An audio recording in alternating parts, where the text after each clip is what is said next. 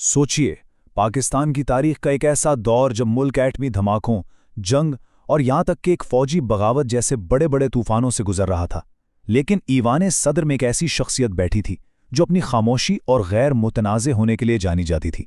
जी हाँ, आज हम बात कर रहे हैं पाकिस्तान के 9वें सदर मोहम्मद रफ़ीक तारड़ की। तो यहाँ एक बहुत ही दिलचस्प सवाल पैदा होता है। एक ऐसा जज जिसने अपनी पूरी जिंदगी तनाजुआत से बचते हुए गुजारी, वो पाकिस्तान की तारीख के सबसे हंगामा खेज दौर में मुल्क का सदर कैसे बन गया? ये एक ऐसी कहानी है जो हमें पाकिस्तान की सियासत के बारे में बहुत कुछ बताती है। आइए इसे समझने की कोशिश करते हैं। इस पूरी कहानी को समझने के लिए हम उनकी जिंदगी को 4 हिस्सों में देखेंगे। पहला, एक मुंसिफ के तौर पर उनका सफ़र कैसा रहा, फिर वो ऐवान सदर तक कैसे पहुंचे, उसके बाद तूफानों में घिरी उनकी सदारत का दौर, और आखिर में तारीख उनके बारे में क्या फैसला सुनाती है। तो चलें कहानी को बिल्कुल शुरू से शुरू करते हैं। ये समझने के लिए कि वो सदर क्यों बने, हमें पहले ये जानना होगा कि वो एक जज के तौर पर कैसे थे। उनकी शख्सियत की बुनियाद आखिर कहाँ रखी गई थी? मोहम्मद रफ़ीक तारड़ का ताल्लुक गुजरात के एक मुतवस्सित और मजहबी घराने से था, और बचपन से ही उनकी शख्सियत में 3 चीज़ें बहुत नुमायां थीं: सादगी, ईमानदारी और कानून का बेहद एहतराम। और यही वो बुनियाद थी जिस पर उनका पूरा कैरियर खड़ा हुआ। उनका अदालती सफ़र वकालत से शुरू हुआ। अपनी काबिलियत और ईमानदारी की वजह से वो आहिस्ता आहिस्ता आगे बढ़ते गए, यहाँ तक कि 1994 में वो लाहौर हाईकोर्ट के सबसे बड़े ओहदे यानी चीफ जस्टिस के ओहदे तक पहुंच गए। ये उनकी पेशावराना जिंदगी का एक बहुत बड़ा संगमील था। लेकिन कहानी यहाँ ख़त्म नहीं हुई।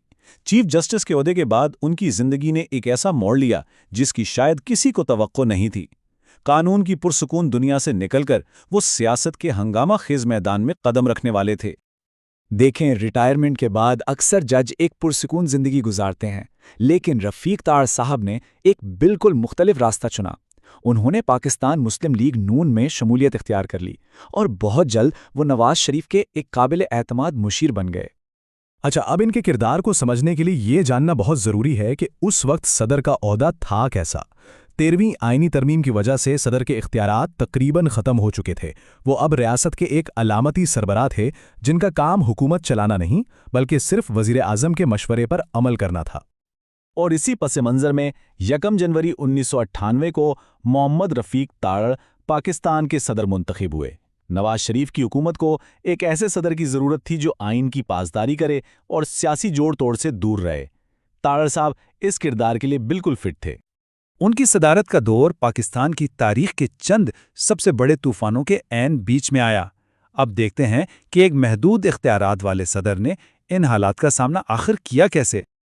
उनकी सदारत का दौर शुरू होते ही मुल्क एक के बाद एक बहरान में गिरता चला गया।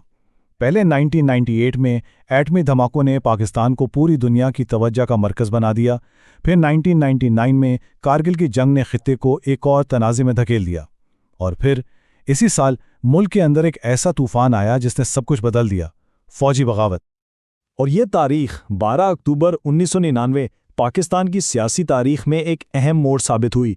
इस दिन जनरल परवेज़ मुशर्रफ ने नवाज शरीफ की हुकूमत का तख्ता उलटकर मुल्क में मार्शल लॉ नाफिज कर दिया।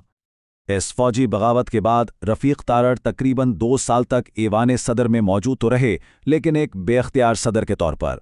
वो सिर्फ एक अलामती सरबराह थे, जबकि असल ताकत जनरल मुशर्रफ के पास थी।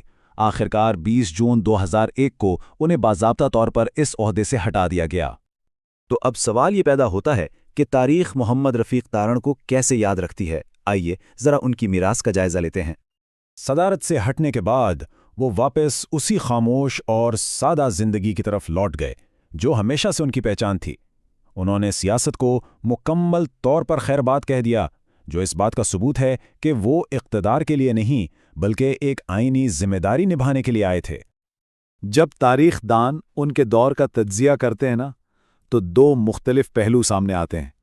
एक तरफ उनकी ज़ाती ईमानदारी और आइन की पासदारी की बहुत तारीफ की जाती है, लेकिन दूसरी तरफ कुछ नाक़दीन कहते हैं कि ऐसे बहरानी हालात में मुल्क को एक गैर मौसर नहीं बल्कि एक फ़ाल सदर की ज़रूरत थी, भले ही उसके इख्तियारात महदूद ही क्यों ना हों। ये जुमला शायद उनकी मीरास का बेहतरीन खुलासा है, और ये हमें एक बड़े सवाल पर सोचने पर मजबूर करता है। क्या तारीख सिर्फ उन लोगों को याद रखती है जो बड़े बड़े तूफान बर्पा करते हैं, یا ان لوگوں کا بھی کوئی کردار ہوتا ہے جو خاموشی سے آئین کی پاسداری کرتے ہوئے طوفان کے گزر جانے کا انتظار کرتے ہیں؟